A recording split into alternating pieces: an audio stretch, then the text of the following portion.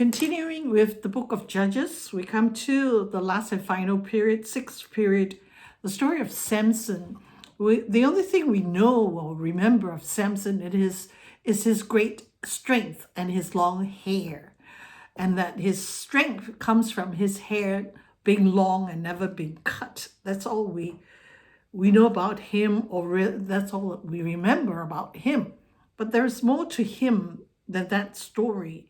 Definitely, his birth was miraculous. His family, his mother and father had no children, and they prayed to the Lord. And the angel appeared to his mother and said, "You will be pregnant with a son, but he must not drink any wine or alcoholic drink or eat any forbidden food, and he must keep his hair long and never cut it. And then, because he will be dedicated to God as a Nazarite from birth, he will rescue Israel from the Philistines." This was told to his mother, and his mother told his father. But from the life of Samson, we're not told if he understood his mission in life.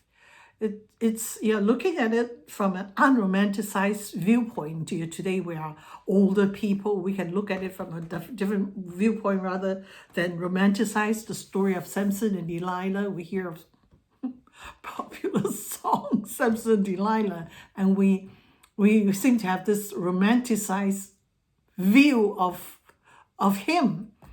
But looking at it from another point of view, as an adult point of view, when you read the story,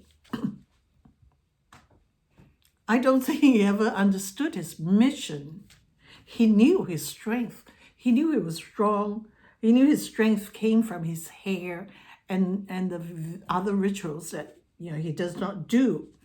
But anything else, the Bible doesn't say that he knew or understood, that even he signed up for it. For example, he's a joker. He likes to play pranks and tricks and tell riddles. And the other thing is he has an uncontrollable sexual appetite. Yes, he sees a woman and he wants to get the woman.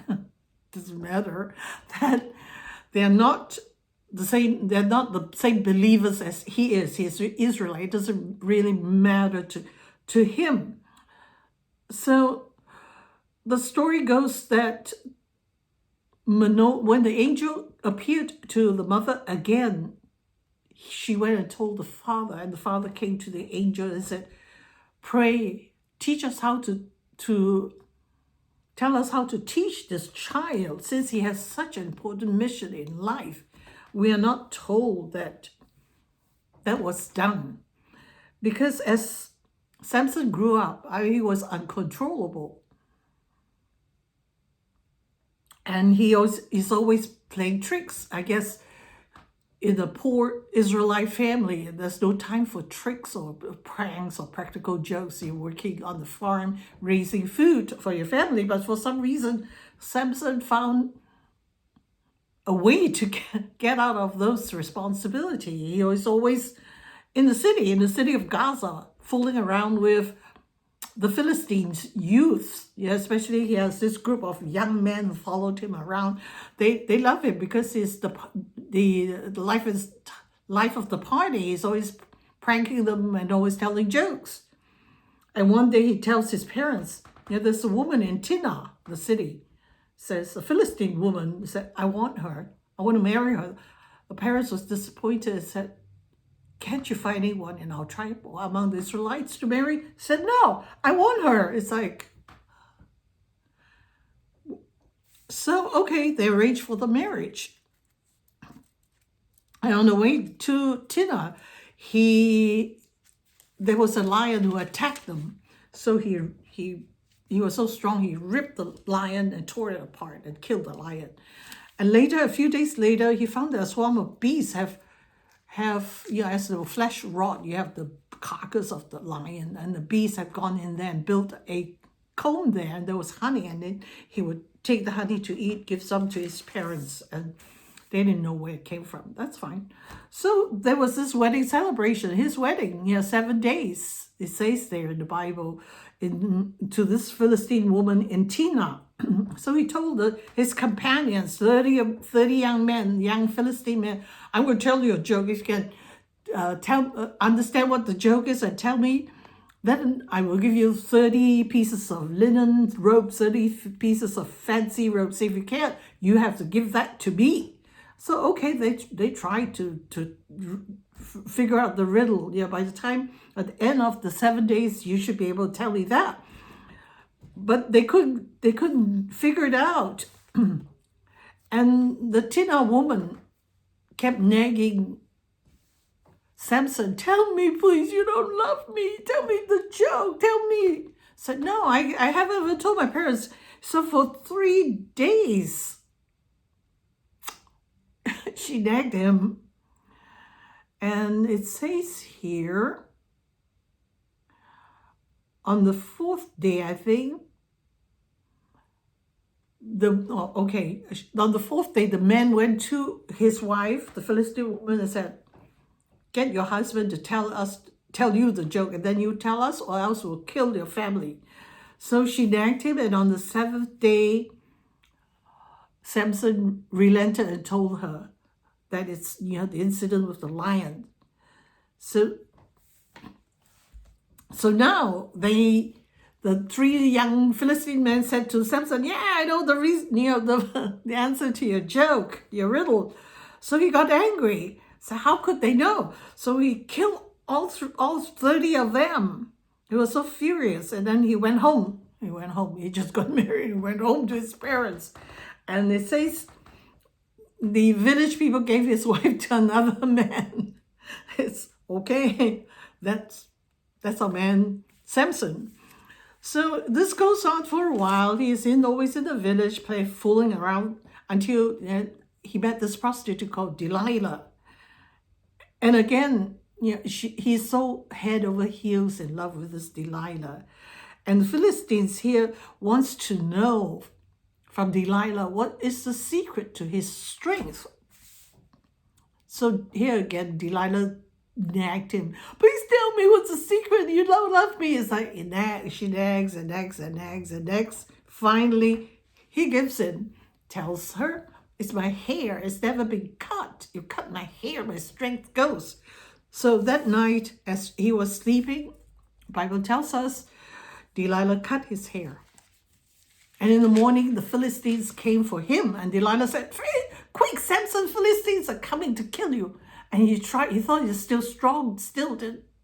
But he was overpowered and taken as a prisoner by the Philistines. He lost his strength. And poor Samson, we must not romanticize the story. They pry his eyes out of the sockets and blinded him. And they chained him to the pillars of their temple. And they celebrated, huge celebration to their god Dagon, because this man of Yahweh, this man of God has been overpowered. Glory to Dagon. I mean, that was the humiliation, not just to Samson, but to our God. See, when we sin, we humiliate our God. The people, the Philistines, will rejoice and celebrate with their false God over the victory on our God. So Samson prayed one more time and said, Lord, remember me, give me my strength back. And let me punish the Philistines, and which God answered. So he was able to, with both of his arms chained to those 2 pillars, push down the pillars, and the temple fell on, because there was such a lot of people there celebrating the victory over God, our God, that, the temple fell on top of all these people, and these people died. So the Bible says that Samson killed more people as he died than in his lifetime. Again, the Bible, God is able to use all kinds of people. We should be encouraged. But then we should also understand that while he blesses us with strength or power or whatever, that it is to be used for his glory, that it is by our continued remembrance of him that we have what we have, that we are blessed. Just as I was reading the story, I read another commentary by Alexander McLaren when he compares the story to the story of Moses, that when Moses communed with God in the mountain, in Mount Sinai, the aura, the Shekinah of God, the glory of God came on him and fell on him and got reflected on his face. So much so that when he came down from the mountain, people could see that he had been with God. The aura glory was there, but it faded. As our time away from God is, our reflection of God gets less and less. That Moses has to cover himself so that he won't let them see the lessening of the aura of God on him, the Shekinah of God. See, similarly, obviously, Samson did not understand that his strength came from God, that it is only by a continued presence of God, continued communion with God, that we are what we are, that we have our strength, that we reflect the glory of God. As time goes, the distance between our presence with God is lengthened, then that glory, that strength really is diminished. It's diminishing. Just as in the story of Samson, as he got away further and further away from God, his strength left him, and people and the evil forces were able to overpower him, destroy him, and humiliate our God. So it should be a very sobering story, not a romantic story at all, as the romantic songs make it seem, Samson and Delilah. It is and should be a sobering story, that our time spent with God is precious, and we should always continue to do that.